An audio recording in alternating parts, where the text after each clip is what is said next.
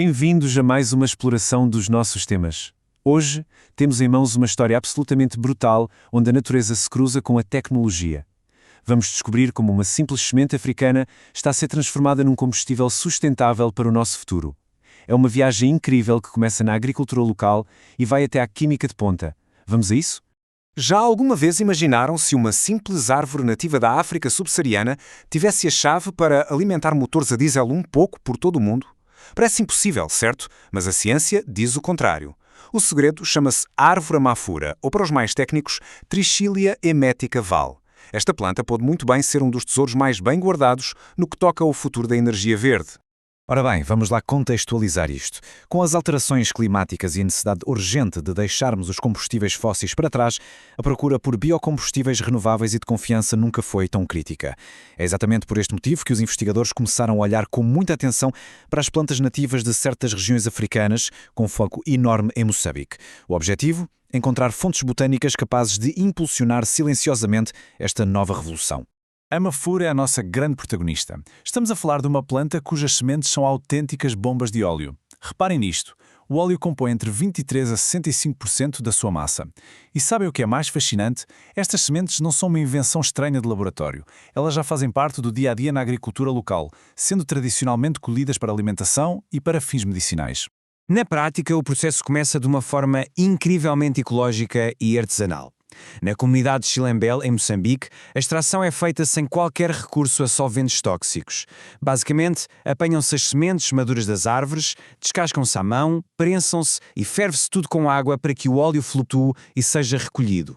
É um método incrivelmente simples, mas que consegue um rendimento notável de 25% de óleo puro. Mas, como acontece em quase todas as grandes descobertas científicas, nem tudo são rosas. Quando pegamos neste óleo fantástico da aldeia e o levamos para o laboratório de química moderna, deparamos com um problema bicudo. O grande desafio para usar este óleo vegetal bruto diretamente é a sua acidez. É uma acidez anormalmente elevada, o que cria um obstáculo estrutural bastante sério. Para ter uma ideia, o valor exato dessa acidez é de 27,58 mg de hidróxido de potássio por grama. É um valor escandalosamente alto para um óleo bruto que nós queremos transformar num combustível eficiente. E este número por si só era a grande muralha do betão a separar uma semente local do gigantesco mercado internacional de energia. E aqui está a verdadeira dimensão do problema. A acidez da mafura bruta bate nos tais 27,58, quando o rigoroso limite internacional exige um máximo de apenas 0,5. Percebem o abismo? Tentar usar isto diretamente no motor causa aquilo a que chamamos saponificação. Trocando por miúdos, o processo cria literalmente sabão. E convenhamos, não queremos todo um motor a deitar bolhas de sabão pelo tubo de escape. Arruinaria completamente a viabilidade do combustível num abrir e fechar de olhos. Então, para contornar este verdadeiro pesadelo químico, os investigadores puseram as mãos na massa e criaram um processo em duas etapas. É uma autêntica coreografia de laboratório. Primeiro, entra uma esterificação ácida, usando o ácido sulfúrico como catalisador. Isto prepara o terreno para a segunda fase, uma transesterificação alcalina com o hidróxido de potássio. Juntas, estas reações funcionam como um ataque cirúrgico, concebido especificamente para neutralizar a acidez e refinar o óleo à séria. E o que é espetacular nesta intervenção laboratorial é o resultado. Graças a este processo a duas vozes, a acidez afundou de forma impressionante para uns meros 0,36. Foi um sucesso absoluto, garantindo que o óleo superava finalmente aquele teto super rigoroso dos regulamentos internacionais. Mas a vitória não se ficou por aqui. Na prática, a taxa de conversão atingiu a incrível marca de 99,1% de teor de ésteres. Para contextualizar bem isto, a apertadíssima legislação europeia para biocombustíveis exige um mínimo de 96,5%. Ou seja, o biodiesel de mafura não só passou no teste, como arrasou completamente essa meta com uma margem super confortável. E os dados comprovam-no na perfeição. Esta cromatografia gasosa atesta, sem qualquer margem para dúvidas, a qualidade do que foi conseguido. Cada um destes picos que vemos revela a assinatura do perfil de ácidos gordos deste biodiesel, comprovando uma pureza estrutural simplesmente ao mais alto nível.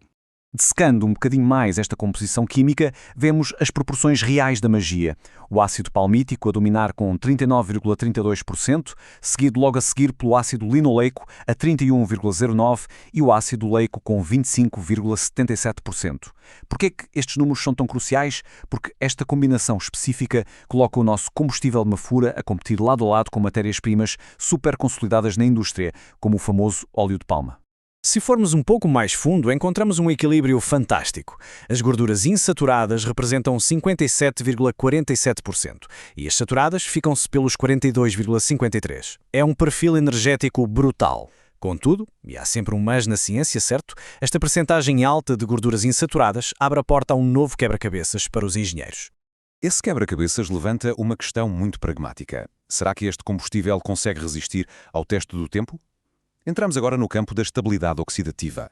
Este é, literalmente, o derradeiro teste de fogo que qualquer biocombustível tem de ultrapassar para poder ser levado a sério no mercado. Pois bem, devido à tal quantidade elevada de ésteres insaturados, o combustível torna-se super suscetível à oxidação. O resultado prático? O biodiesel de Mafura só aguentou 3,1 horas nos testes iniciais de estabilidade. Se compararmos isto com o padrão mínimo europeu, que exige 8 horas, pois infelizmente chumbou estrondosamente neste primeiro teste de longevidade. Mas não entremos em pânico, porque a química moderna tem sempre um truque na manga. A salvação estava na simples adição de um antioxidante chamado TBHQ, numa dose muito pequenina de 500 partes por milhão. Estamos a falar de um antioxidante sintético perfeitamente banal, barato e que tem provas dadas a proteger cadeias moleculares sensíveis da degradação. Era exatamente a peça que faltava no puzzle. E com esta pequena pitada de magia, pumba, o tempo de resistência deu um salto gigante para umas impressionantes 10,8 horas de estabilidade. Esta pequena afinação encerrou todas as dúvidas técnicas. Provou, sem espinhas, que este combustível já pode ser engarrafado, transportado e armazenado de forma totalmente segura, sem que perca um pingo do seu poder energético. Para rematar a história em grande, o biodiesel final da Mafura passou com distinção em todos os outros testes físicos mais rigorosos. A densidade ficou impecável nos 870 kg por metro cúbico, o glicerol livre mediu uns ínfimos 0,015% e os metais residuais estavam muito bem comportados abaixo dos limites. Estes dados são basicamente o carimbo verde final perante os reguladores hiperexigentes da Europa e das Américas. Então, qual é o cerne da questão de toda esta aventura científica? É o brutal impacto socioeconómico que isto traz à escala global, e a Moçambique em particular. Ao validarmos este processo, criamos a base para empregos de valor em regiões rurais isoladas, damos uso a culturas nativas já perfeitamente adaptadas ao clima local e, o melhor de tudo, não roubamos um único metro quadrado às terras férteis e essenciais para a produção tradicional de alimentos. É uma verdadeira vitória em todas as frentes. Tudo isto deixa-nos a pensar na quantidade incrível de soluções naturais que andamos simplesmente a ignorar. Depois de vermos do que a simples semente de Mafura é capaz, a grande pergunta que fica a pairar no ar é: que outras plantas regionais ainda esquecidas estarão por aí prontas a impulsionar o nosso futuro sustentável de forma poderosa? O poder dos ecossistemas locais parece estar recheado de respostas. Fica a reflexão para todos e encontramos-nos na nossa próxima explicação.